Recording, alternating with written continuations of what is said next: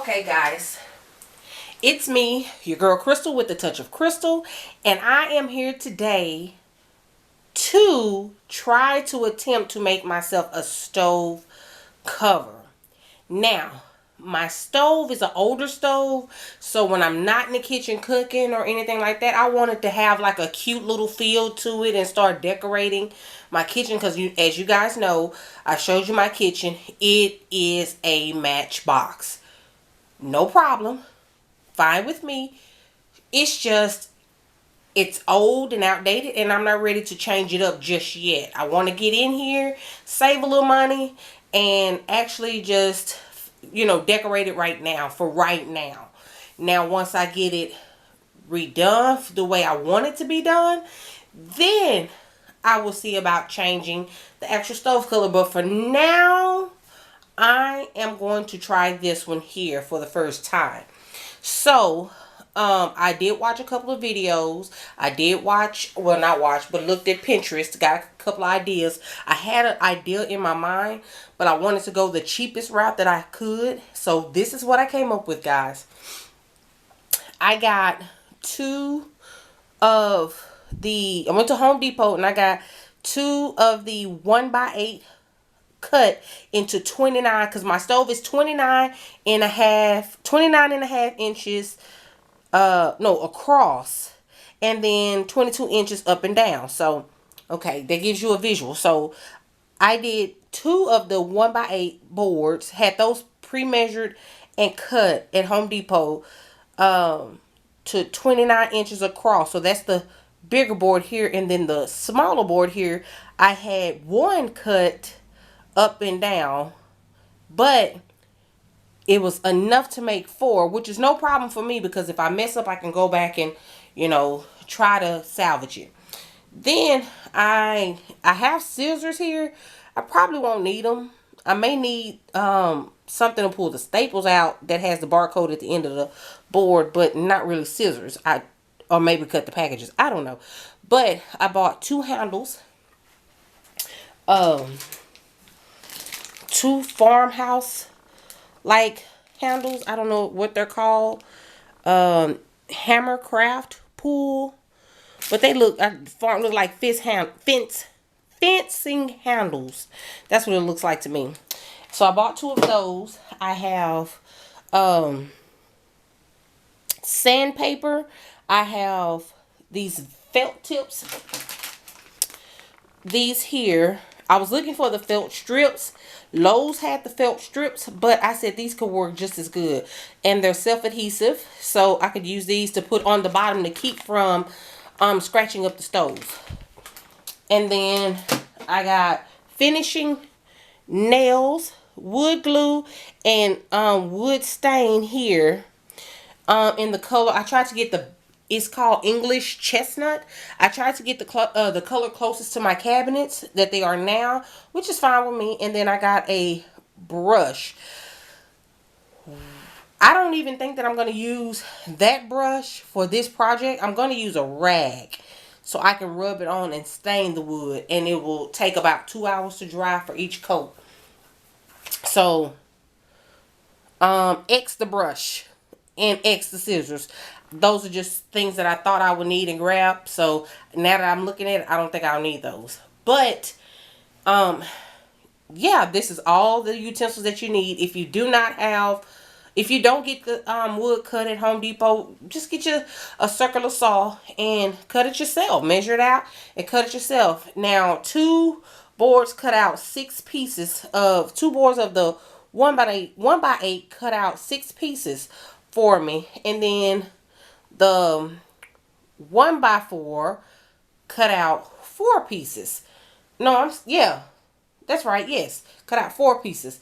So, yeah, I'm gonna try this in the house because it's cold. We just had snow on Sunday here in Texas, and it rarely snows here, so it's still kind of chilly outside.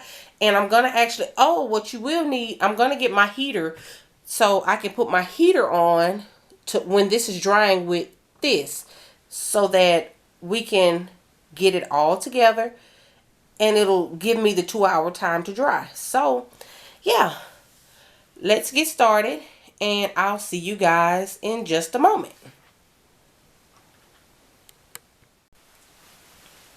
Okay, guys. Now, what I didn't tell you is that you're going to have to sand your board to get all of the stubble ends and stuff like that off of the board, so that you can when it's time to brush on the wipe on the stain, it won't get, the rag won't get snagged or anything, and it'll stay smooth, because you don't ever want to get splinters while handling this. So with that being said, I took it outside, I got my sander, and I sanded it. And I called out all the neighbors, because they're trying to look and see what's going on. What is that noise? Because this is a very quiet neighborhood, guys. But anyway, what I did learn from, I'm going to use a different board. But what I did learn from the guy that I watched is that if you can see, I don't know if you can see this, the little right here. If the rainbow or the curvature is going down, place that piece of wood down. You don't want it to go up. Because what I found out what he was talking about was that this wood is actually still wet. So it's not wet, but it's dry, but these little spots here are sticky. So once over time this dries and it begins to dry, it'll buckle this way to the curvature. So I lined up all my boards with the curve going down, facing that way. So that's what we're going to do. Well, that's what I've already done. So now I'm going to, this board is already up with the curve. Am I in the screen? No. This board is already up with the curve. So I'm going to glue on this side and place it here. And then do the same for that side. So, and I didn't tell you guys, you're going to need a hammer and a sander if you need it. And I use these to peel out these. So, yeah. Alright, so I'm going to use a tight bond 2 wood glue. And I'm not going to be stingy with it. I'm going to put a generous amount on there, because I want it to adhere very well. And you guys see what I'm doing? Let me turn you guys this way. There. So now I let the young man cut my wood at Home Depot, and he was horrible at it. He didn't know what he was supposed to have done or anything, so I just went with it. So as you can see here, it's still short, and up here is still kind of short, which is fine with me. This one is trial and error for me. So yeah.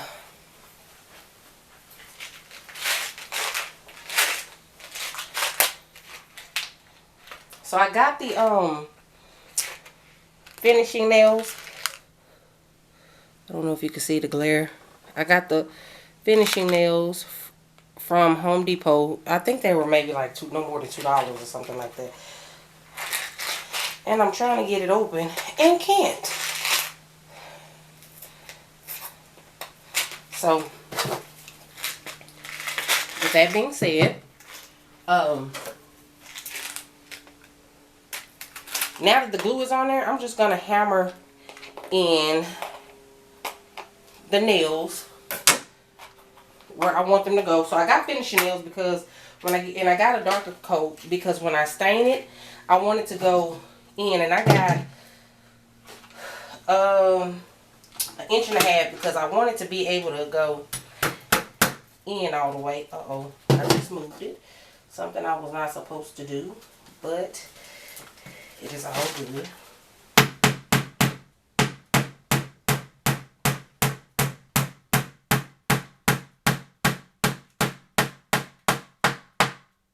Alright, we got the first nail in. I'm going to do each board this way so that I can get it all in.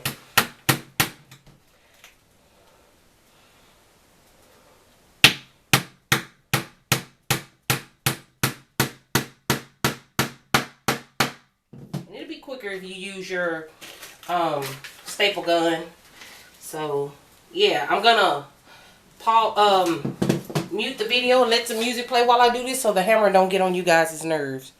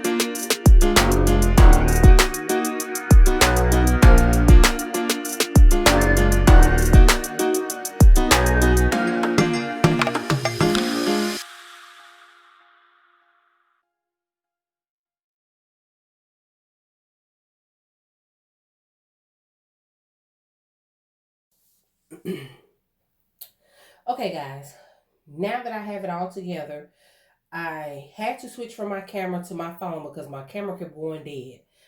For what reason? I don't know. Maybe because I haven't used it in a while and the rechargeable batteries just, I don't know.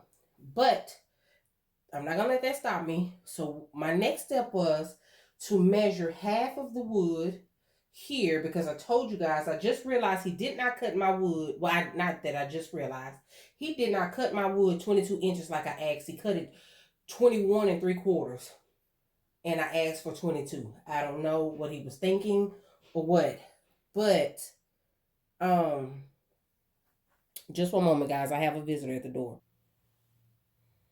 Okay, guys. Now that I'm back again, I took the tape measure and I measured the each of the 22 inch, supposed to be 22 inches.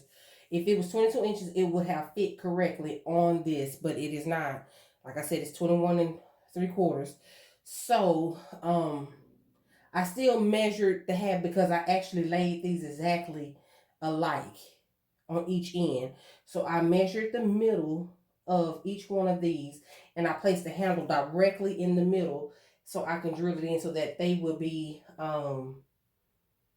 exactly the same when I'm done. So yeah, now I'm gonna drill this so you guys will see that I did drill this, how I did it. And then after I drill this, I'm going to actually stain.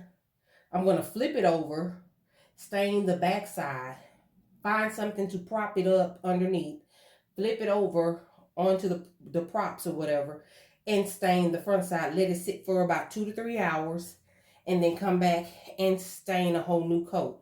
So you guys will see that. I'm probably going to show you guys just one coat, and then I'll show you what it looks like after the second coat. You probably won't see me do the second coat, but you'll get the idea of it. And I'm just going to do it with rub it on with a rag or a piece of cloth or something like that. Something that does not have a lot of length to it. So like a t-shirt or something like that, a shop towel or something like that. So yeah, just sit back and watch.